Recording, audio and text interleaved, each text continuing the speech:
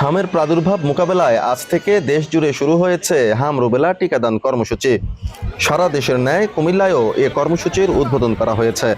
সকালে আদর্শ সদর উপজেলার বলরামপুর সরকারি প্রাথমিক বিদ্যালয় মাঠে প্রধান অতিথি হিসেবে এ কর্মসূচির উদ্বোধন করেন স্থানীয় সংসদ সদস্য মনিরুল হক চৌধুরী। এই কাজটি জরুরি ভিত্তিতে করেছে এত তাড়াতাড়ি। এই টিকা ব্যবস্থা বাংলাদেশে ইতিপূর্বে কেউ কোনোদিন করেছে এই কথা আমি শুনিনি। আমার দলের নেতা কর্মীদেরকে বলবো ঘরে ঘরে যান, মানুষ সবাইকে টিকা দিতে উদ্বুদ্ধ করেন। টিকার ইনশাল্লাহ অভাব হবে না। প্রচুর টিকা আমাদের সরকার সংগ্রহ করেছে।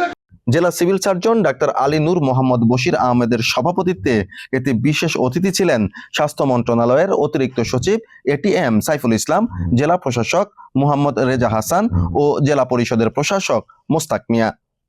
এই ক্যাম্পেইনের আওতায় জেলার 17টি উপজেলার 6 মাস থেকে 5 বছর বয়সী মোট 7,05,000 শিশুকে হাম রুবেলার টিকা প্রদান করা হবে। জনস্বাস্থ্য রক্ষায় সরকারের গৃহীত এই বিশেষ টিকাদান কর্মসূচি আগামী 11 দিন ব্যাপী জেলা জুড়ে একযোগে চলবে।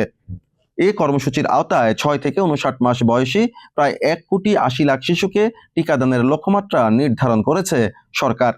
সাপ্তাহিক ছুটি ছাড়া বাকি দিনগুলোতে সকাল 8টা থেকে সব স্থায়ী ও অস্থায়ী টিকাদান কেন্দ্রে এই টিকা দেয়া হবে।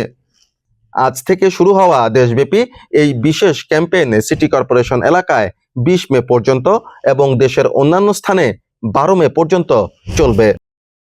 বাংলাদেশ বেতার কুমিল্লা নিউজ ডেস্ক।